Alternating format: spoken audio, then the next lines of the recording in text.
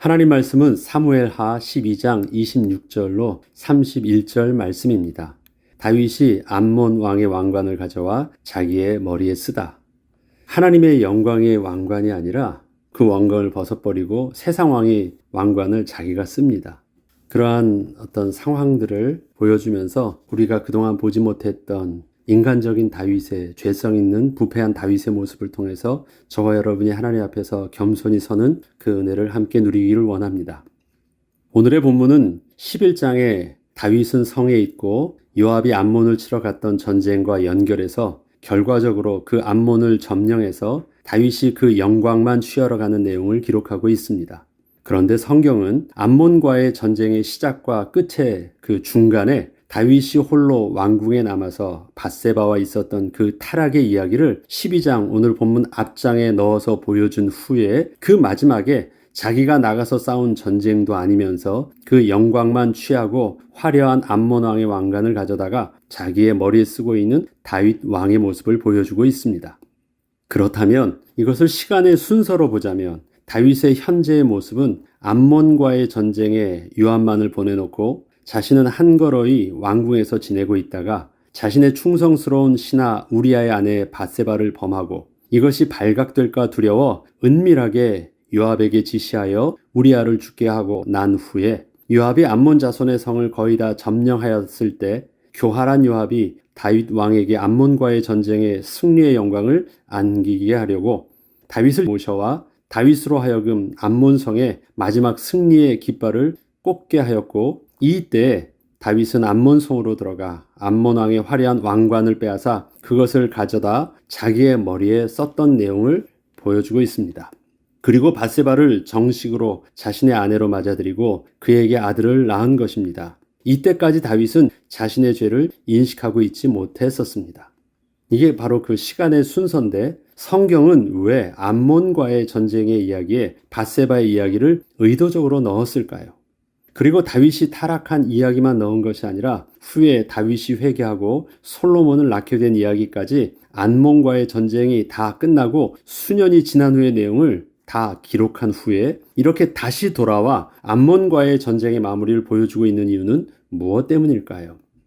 이것은 굉장히 의도적인 것입니다. 밧세바 사건과 암몬과의 전쟁, 밧세바의 사건에 다윗이 회개하고 솔로몬까지 낳은 이야기를 기록할 필요는 없거든요. 동시에 일어난 일이라면 암몬과의 전쟁 중에 다윗은 왕궁에서 그렇게 성적인 또 살인을 또 도덕적인 타락을 했다. 그 다음에 암몬 전쟁이 있었다. 이렇게 마무리를 하면 되는데 다윗의 이야기에 솔로몬이 나와서 솔로몬의 이름을 여디디아라고 이름을 지어서 하나님이 기뻐하셨다라는 내용까지 다 기록한 후에 다시 처음으로 돌아와서 암몬과의 전쟁에서 아주 부끄러운 다윗의 모습을 이렇게 보여주고 있는 것입니다. 만약에 다윗이 밧세바의 일을 통하여 하나님께 회개하고 둘째 아들인 솔로몬을 낳은 이야기를 빼고 난 후에 시간 순서대로 암몬과의 전쟁의 이야기와 다윗의 이야기만을 배치했다면 다윗의 타락의 모습과 죄로 부패한 인간적인 모습이 훨씬 더 드러났을 텐데 성경은 암몬과의 전쟁 이야기 안에 밧세바와의 이야기를 통하여 회개한 다윗의 모습을 말해준 후에 마지막으로 다윗이 최고의 세상의 영광을 상징하는 세상 왕의 왕관을 자기의 머리에 쓰는 내용을 기록함으로써 이러한 다윗의 타락에도 불구하고 다윗을 향하신 하나님의 사랑과 그 신실하심은 마침내 다윗을 온전히 회복시키시는 분이심을 증거하고 있는 것입니다. 하나님의 은혜가 없었다면 다윗의 모습 속에서는 소망이 없었던 것이에요. 타락하면서 계속 나가는 모습, 앞으로 계속 그렇게 고통스럽게 다윗은 이번만이 아니라 다양한 모습 속에서 실수를 계속하게 되는데 그것이 다윗이 왕으로 됐을 때 왕의 말년의 모습이거든요. 그런데 그럼에도 불구하고 다윗이 죽을 때는 다윗이 가장 존귀한 모습으로 그 일생을 마쳤음을 기록하고 있습니다. 이스라엘의 역사 속에서 그의 말년이 존귀하게 끝났다라는 기록을 다윗 왕에게만 쓰고 있습니다. 그럼 다윗의 삶이 특별했느냐? 그렇지 않거든요. 다윗의 부끄러움과 다윗의 그 죄성 있는 부패한 모습들은 다윗에게도 그렇게 다 드러나고 있습니다.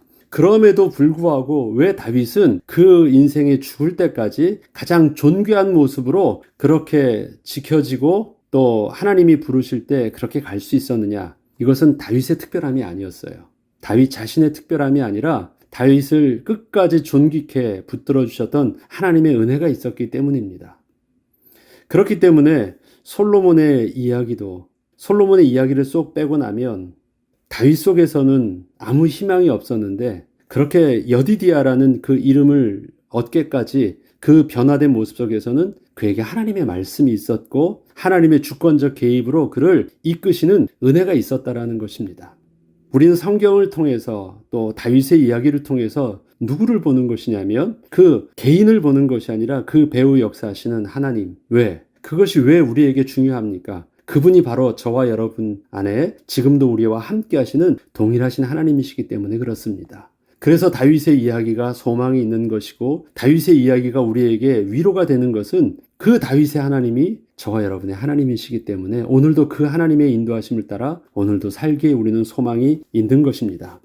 또한 다음 장 13장에는 나단 선지자를 통하여 말씀하셨던 대로 다윗의 자녀들 사이에서 일어난 간음과 살인의 이야기를 통해서 다윗의 집의 칼이 영원히 떠나지 않을 것이라 하셨던 그 말씀대로 암몬과의 전쟁이 있은 후 그 후에 이 일이 있으니라 라는 내용으로 이야기를 전개하고 있음으로써 다윗을 향하신 하나님의 신실하신 사랑과 더불어 하나님의 공의 속에서 우리에게 그 죄에 대한 고통이 얼마나 크고 심각한 것인지도 분명하게 보여주고 있는 것입니다.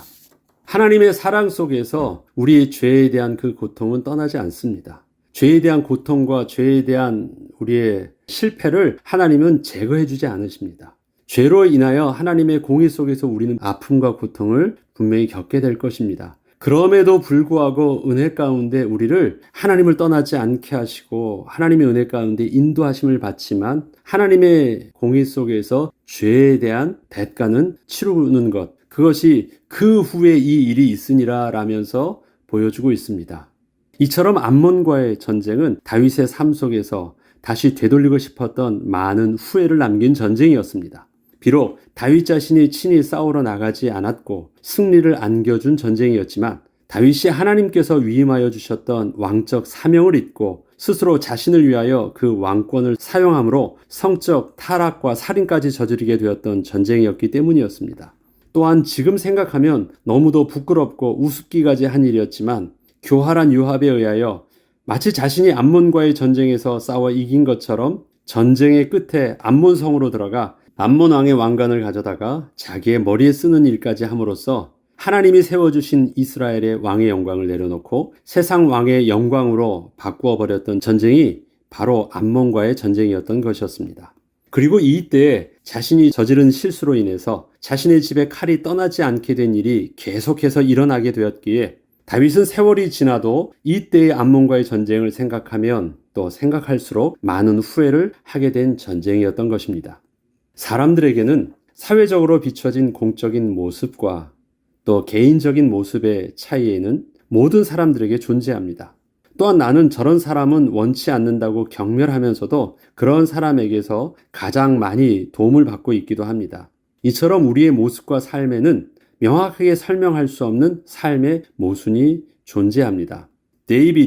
다윗이라는 이름은 서구 기독교 사회에서는 아주 많이 사용하고 있는 이름입니다. 그만큼 다윗에 대한 위대함과 그 존경은 기독교 사회에서는 널리 알려져 있기 때문입니다. 하나님의 구원의 역사 속에서 다윗의 이름은 이처럼 아주 중요한 위치를 차지하고 있습니다.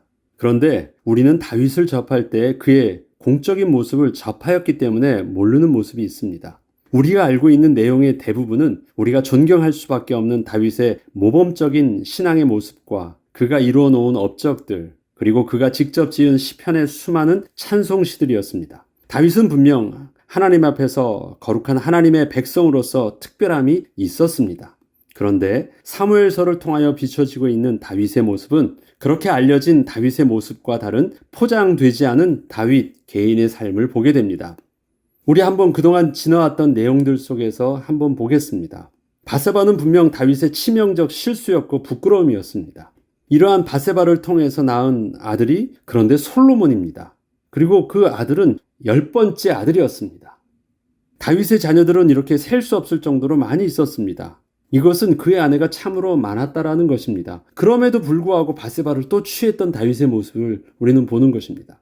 또 보지요. 요압은 다윗의 신하 중 군사적으로나 정치적으로 가장 많은 도움을 주고 있던 조카이자 군 사령관이었습니다. 요압의 삼형제는 다윗의 이복 누이 수르야의 세 아들이었습니다. 요압은 다윗의 마음을 누구보다도 잘 헤아려 말을 하지 않아도 다윗의 마음에 품은 것을 알아서 척척 해줄 수 있던 자였습니다.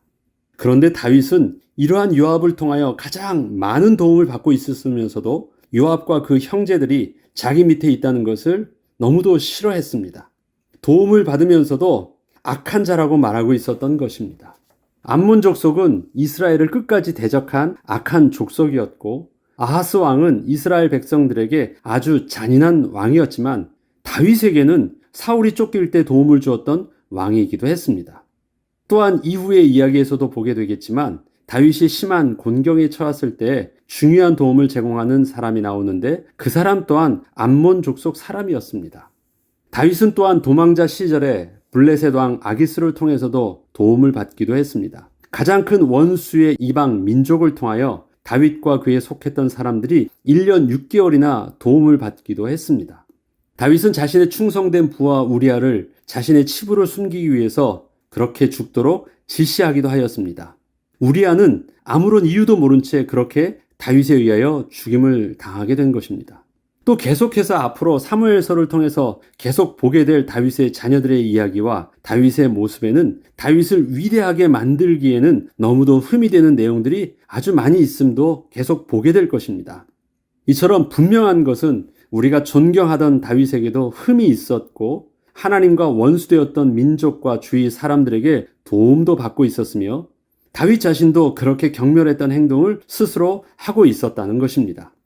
이러한 다윗에게 만약에 하나님께서 다윗을 지켜주시고 회복시켜 주시는 그 은혜가 없었다면 다윗은 아무런 소망이 없이 그렇게 자신의 인생을 끝마치고 말았을 것입니다.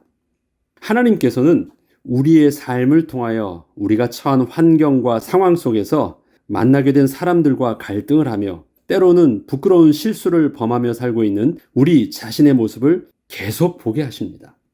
우리의 모습은 수많은 사람들과의 만남과 사건들 속에서 반응하고 있는 우리의 다양한 모습들을 통해서나 스스로 제대로 알 수 없던 나의 악함과 잔인함 그리고 추함과 불신앙의 부끄러운 모습이 아주 구체적으로 드러나고 있음을 스스로 보게 하신 것이었습니다.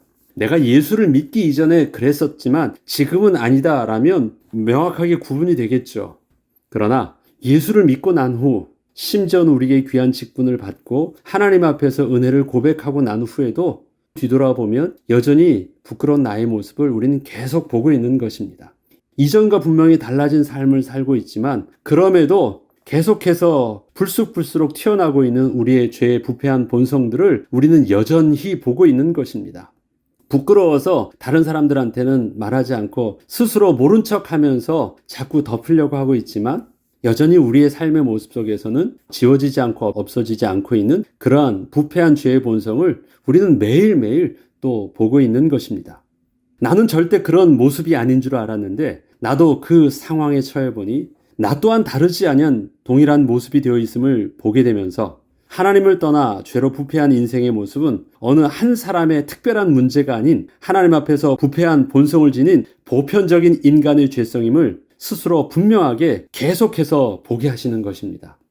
우리가 지금 다윗의 이야기를 보고 있지만 다윗의 모습은 무인도에서 홀로 생활하고 있는 다윗을 관찰하면서 알게 된 내용들이 아니었습니다.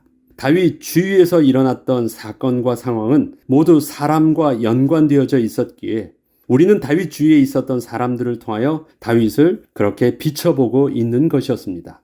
다윗의 아버지 이새를 통해서 바라본 그 아들 다윗, 그의 형제들 속에서 존재감 없던 막내 동생 다윗, 사울 왕과 요나단을 통해서 알게 된 신하로서 충성스러운 그 다윗, 나발의 아내였던 아비가일을 통해서 본 혈기 왕성했던 다윗, 사무엘을 통해서 본 신앙인 다윗, 노베 제사장 아히멜렉을 통해서 본 도망자 다윗, 우리아를 통해서 보게 되는 그 살인자 다윗, 바세바를 통해서 본 정욕의 다윗, 앞으로 계속될 아들을 통해서 비춰지는 아버지 다윗, 요압을 통해서 왕으로서 자신의 숨겨진 욕구를 알아서 잘 처리해 주기를 바랬던 이중적 태도에 세상 권력을 쥔 다윗을 또한 보게 됩니다. 그리고 그 다윗이 바로 나의 모습과 다르지 않은 하나님 앞에서 은혜 없이는 살 수 없는 죄인된 인간의 실존이었음을 그렇게 깨닫게 된 것입니다. 저와 여러분의 삶의 모습이 그렇습니다. 아버지로서, 어머니로서, 또 아들로서, 딸로서, 또 세상에서 직분을 가진 자로서 우리의 다양한 모습 속에서 우리는 나는 그러지 않을 줄 알았는데 그러한 위치와 상황과 사건을 겪게 될 때 나 또한 다윗과 다르지 못한 그 모습을 우리 또한 스스로 보게 되는 것입니다. 너무 싫어요. 스스로의 그 모습을 보는 게 너무 싫고 부끄럽기도 하고 그냥 덮어버렸으면 하기도 해요. 근데 하나님께서는 그러한 그 모습을 집요하게 다 끄집어내서 스스로를 바라보게 하십니다. 그리고 자신의 죄인된 모습을 하나님 앞에서 정직하게 인정하기를 원하십니다. 왜 그렇습니까? 그때 우리가 하나님 앞에서 겸손하게 하나님의 은혜를 구하며 하나님의 약속하신 예수 그리스도의 언약을 붙잡고 겸손히 나아갈 수 있기 때문입니다. 우리는 신앙과 삶의 현실적 괴리감을 늘 고민합니다. 양복을 입고 교회에 앉아있는 모습과 치열한 생업의 현장에서 세상과 마주하며 싸우고 있는 우리의 이중적 태도와 모습 속에서 갈등을 하고 있는 것입니다. 그런데 성경은 우리의 삶을 그렇게 교회와 세상의 이중적 삶으로 분리하지 않습니다. 오히려 세상에서 거룩하신 하나님을 경험하게 하며 자신의 죄인됨이 현실의 삶 속에서 그렇게 반응하는 모습을 통하여 우리의 죄성이 그렇게 구체적으로 드러나게 하고 있는 것입니다. 성경은 하나님이 귀하게 쓰셨던 사람들의 개인적인 삶의 현실을 절대 미화하지 않고 있으며 숨기지도 않고 모두 드러내 보여주고 있는 것입니다. 이처럼 우리가 성경을 통하여 바라보고 있는 신앙인의 모델들은 도덕적으로나 신앙적으로 그리고 사회적으로 완벽한 사람이 아니었습니다. 아니, 완벽할 수 없는 죄의 본성을 저들도 그대로 지니고 있던 자들이었습니다. 저들 또한 하나님의 구원의 섭리 속에서 예수 그리스도의 구원의 은혜를 붙잡고 죄 사함을 받은 후 성령의 인도하심 가운데 하나님의 축복을 경험하는 보편적인 하나님의 자녀요 그리스도인이요 신앙인일 뿐입니다. 누구든 자기 스스로 인생을 자신 있게 살 수 있는 사람은 그래서 아무도 없습니다. 하나님이 떠나시고 우리에게 하나님의 말씀이 멈춰지게 된다면 우리는 전혀 소망이 없는 것입니다. 이처럼 우리가 먼저 성경의 하나님의 사람을 통해서 저들처럼 우리도 다르지 않은 하나님을 떠나서 죄로 부패한 인간의 모습을 사실적으로 깨닫고 하나님 앞에서 정직하게 인정하며 하나님의 은혜를 구하게 될 때 그럼에도 불구하고 우리를 마침내 하나님의 자녀로 재창조하여 주시는 하나님의 특별한 은혜 속으로 우리는 또 인도함을 받고 그렇게 인도하여 주실 것입니다. 오늘의 모습에 실수하고 실망하여 스스로 도망가고 낙심하는 저와 여러분이 아니라 그럼에도 불구하고 여전히 소망 가운데 우리를 이끄시기를 기뻐하시며 인도하시는 하나님 앞에서 비록 그 죄로 인하여 겪게 될 고통과 손해가 있음에도 불구하고 여전히 소망 가운데 우리 하나님 앞에 나아가 다시 회복하는 그 은혜를 누리길 주의 이름으로 축복합니다. 기도하겠습니다. 하나님 아버지, 그렇습니다. 우리는 하나님의 은혜가 없다면 비록 우리가 신앙인의 모습으로 다른 사람과는 다른 모습처럼 살았다 할지라도 결과는 소망 없이 망할 수밖에 없는 그 죄로 부패한 인생임을 오늘도 정직하게 고백합니다. 오늘도 영원토록 함께 하시며 우리를 떠나지 않으시고 우리를 통하여 마침내 하나님 나라의 영광에 이르기까지 이끌어 주시는 보혜사 성령님의 인도하심을 따라 세밀한 인도함 받는 하루 되게 하시고 다시금 회복하며 힘을 얻는 하루 되게 하시고 그 하나님을 간증할 수밖에 없는 생명의 비밀을 가지고 증거하는 거룩한 전도자의 모습으로 서는 귀한 날 되게 하여 주옵소서. 감사드리며 우리 주 예수 그리스도 이름으로 기도합니다. 아멘.